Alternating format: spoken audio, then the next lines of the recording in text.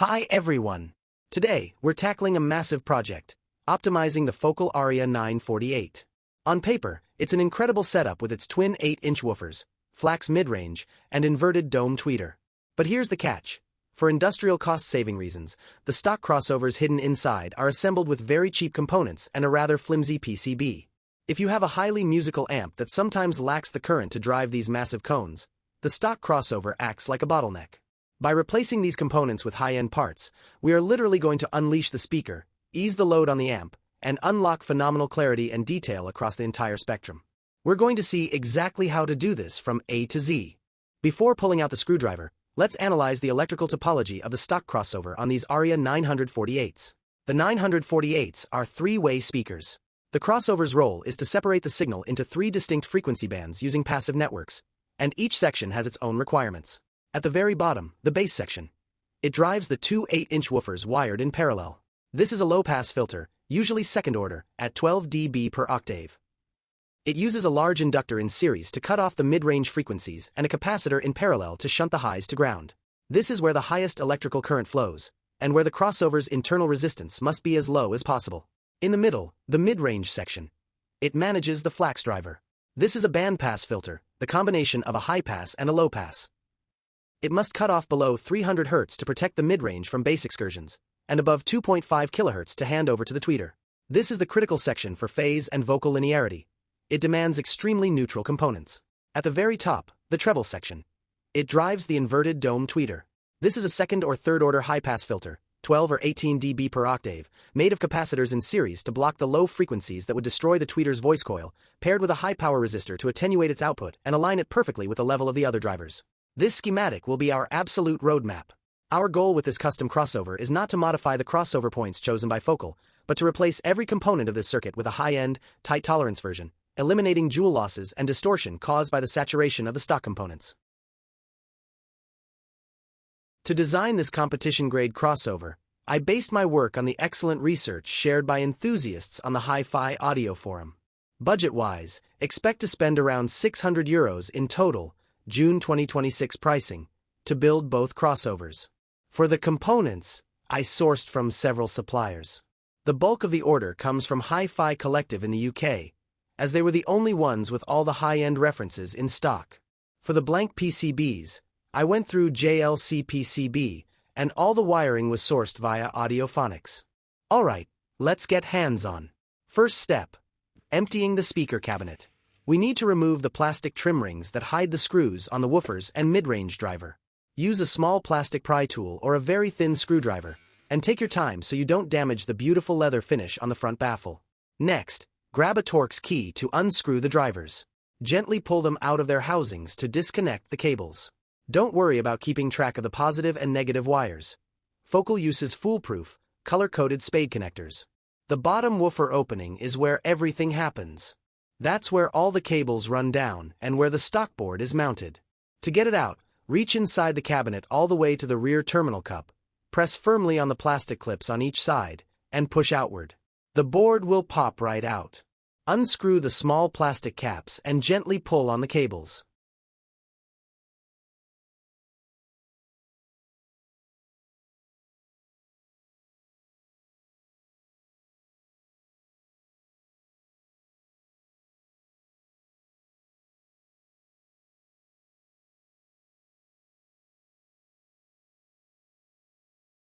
Once the crossover is out, we notice a major manufacturing defect common to these speakers.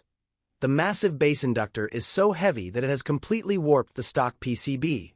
Over time, with constant vibrations, this mechanical weakness causes numerous failures. The crossovers break loose or the solder joints crack, leading to a loss of bass or mid-range. Look at the gauge of the stock wires. It's very thin. For the mid-range, yellow/blue, and treble, green/brown sections, I chose to keep the stock wiring. Why? Because the current flowing through the mid-range and tweeter is much lower in intensity. Keeping them or changing them doesn't make much difference on the tweeter and mid-range. However, for the two massive woofers, we are replacing the stock wires with 13 AWG 2.5 mm superscript 2 Jantzen audio pure copper cable. The base is where the amp needs to deliver all its power and current. We need to salvage the 4 mH inductor dedicated to the bass section. We're keeping this inductor as both an economic and technical choice. Buying an equivalent aftermarket air core inductor of this exact value with a very low internal resistance would have cost a fortune, as it would require miles of copper and be the size of a dinner plate.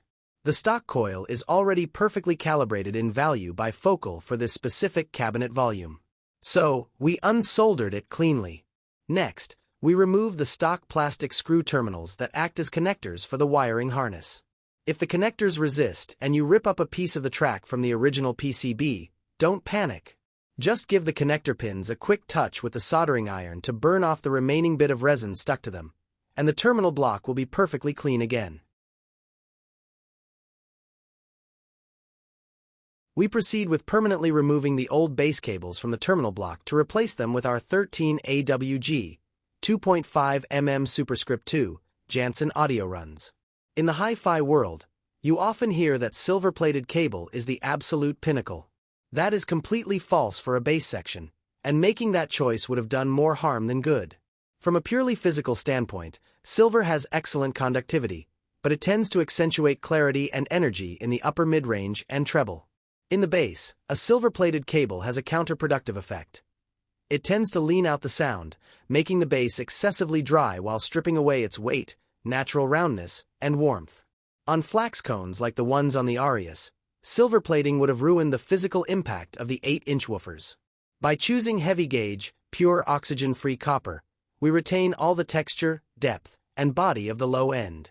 And the icing on the cake is that pure copper is significantly cheaper per meter than silver-plated wire. This is a textbook case in hi-fi where the more budget-friendly option also happens to be the best technical choice. I cut my new copper cables to the exact same length as the old ones to guarantee a perfect run inside the cabinet. We finally begin assembling our brand new printed circuit board. I chose high-end, high-power Jantzen Audio Supers resistors. We are using values of 0.27 and 0.91 ohms. The choice of solder is important. I used Castolan RT3232, a traditional solder composed of 60% lead and 40% tin. It melts at just 180 degrees Celsius, flows perfectly, and instantly bonds with the copper. Paired with a good soldering iron and a clean tip, you get a bright, smooth, and ultra-robust joint in just 3 seconds. When positioning them on the board, I slide a small piece of standard cardboard right underneath the resistor before bending the leads, to help them dissipate heat when they get hot. We move on now to the Mundorf capacitors, and this is where we really enter the world of high-end hi-fi. I deliberately chose 2 different ranges to balance budget and performance. For the mid-range, I installed the large, white Mundorf MCAP EVO classic capacitor with a value of 10 microfarads. This is an excellent metallized polypropylene film model. The EVO technology uses a unique asymmetrical winding that drastically reduces parasitic inductance. On the mid-range driver, it provides incredible neutrality and beautifully opens up the soundstage on vocals. For the tweeter, I went with an even higher range. The Mundorf MCAP EVO oil, which is the oil-impregnated version with a value of 3.3 microfarads. The Focal tweeter is surgically precise, but it is totally unforgiving. By choosing this ultra-high-end version for the treble, the oil bath smooths out the capacitor's behavior. We retain all the micro-information, detail, and extension in the highs, while completely eliminating metallic harshness and sibilance. Cymbals become silky and extend infinitely. This is the component that literally transfigures the upper spectrum of the Aria. We move on to the massive Jantzen audio cross-cap capacitors. We are using 2 pairs of large values here, 75 and 150 microfarads, to equip the 4 PCB connection points dedicated to filtering the bass. The cross caps are metallized polypropylene capacitors of absolute reliability and neutrality. In the crossover topology, these capacitors are placed in parallel across the bass section. Their role is to shunt any residual high frequencies directly to ground, ensuring the 8-inch woofers only receive clean bass. The direct musical signal intended for your ears does not pass through these components. It's an economical and robust choice for such high capacitance values, allowing us to save the budget for the mid-range and treble sections, where capacitor quality directly impacts the sound. Once the large components are soldered, we glue them down with a hot glue gun. Be careful, you need to glue them in stages as you go. Some components will end up very close to each other, making the operation difficult if you wait until the end. We apply a generous layer of hot glue under and around the capacitors and inductors to secure them permanently to the PCB and neutralize any micro-vibrations generated by the woofers. One absolute golden rule: you never put glue on or against the resistors. Now it's time to reinstall the 4mH iron core inductor that we salvaged and unsoldered from the original board. Once its leads are inserted into the PCB, and only after soldering, don't hold back. Apply a very generous layer of hot glue underneath and on the sides of its frame. This is a heavy coil that will be subjected to the internal vibrations of the cabinet. The 0.16mH Jantzen audio air core inductor. This is an air core coil dedicated exclusively to protecting and filtering your tweeter. It is wired in parallel with the treble driver. Its physical role is simple yet vital. It acts like a magnet for low frequencies. It intercepts all residual bass and mid-range frequencies and shunts them directly to ground, preventing them from slamming into the tweeter's inverted dome. This allows the tweeter to work strictly within its comfort zone and protects the voice coil from fatal overheating. The 0.68mH Jantzen audio air core inductor. This is the one that will take care of the mid-range section. Its role is exactly the opposite of the small treble coil. Placed in series along the signal path, it acts as a genuine shield against high frequencies. The higher the signal climbs into the treble, the greater the electrical resistance the coil opposes. It blocks the top end of the spectrum to ensure the mid-range driver doesn't try to reproduce frequencies that are too high for it. It is thanks to this coil that the transition between the mid-range and the tweeter is completely seamless, without any dips or peaks. The 0.39mH Jantzen inductor. Working in tandem with the Mundorf capacitors and the 0.68mH coil, it allows us to achieve a perfectly symmetrical acoustic crossover slope. Its physical role is to ensure that the transition between the flax driver and the tweeter is absolutely seamless. It is thanks to this surgical precision in the filtering that the speaker completely disappears during listening, giving way to a wide and deep three-dimensional stereophonic image. The inductors are coated with a varnish that prevents current from jumping between the windings. The factory pre-strips the very tip of the leads, but sometimes you need to remove a bit more. Otherwise, soldering onto the varnish is impossible. Forget about using wire cutters or a utility knife to scrape it off. Use abrasive paper instead. As soon as the bare copper appears, it's ready for soldering. We finally complete our inductor network with the massive 4.0 mH Jantzen audio air core coil. This is a gorgeous component that supports the bass section.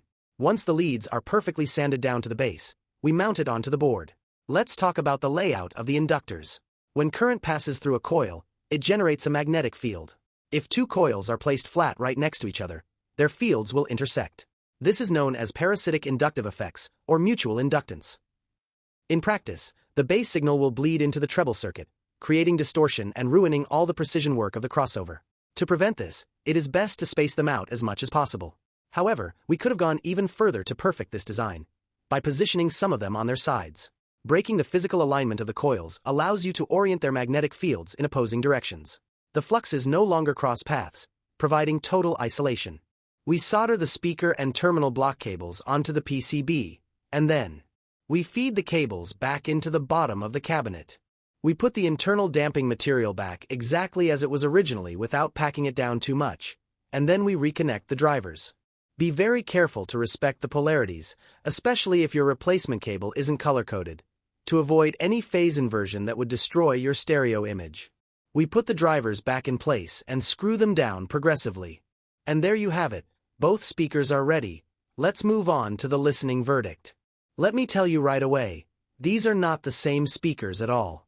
The top end of the spectrum, magnified by the Mundorf silver-gold oil capacitors, has lost all metallic harshness to become incredibly silky and extended. Vocals in the mid-range have a striking physical presence. But the monumental slap in the face is down low. Thanks to the combination of our cable, the C-coil toroidal inductor, and the massive Solon and Jantzen capacitors, the bass is completely transfigured. The low end doesn't bleed a single bit. The impact is physical, ultra-fast, and perfectly tight. The amplifier feels liberated because the crossover no longer opposes it with any useless resistance. On mass-produced industrial speakers, upgrading the crossover is the most spectacular and cost-effective modification you can possibly do. If you enjoyed this extreme project, smash that thumbs up button, subscribe so you don't miss the next builds, and I'll see you next time. Catch you later!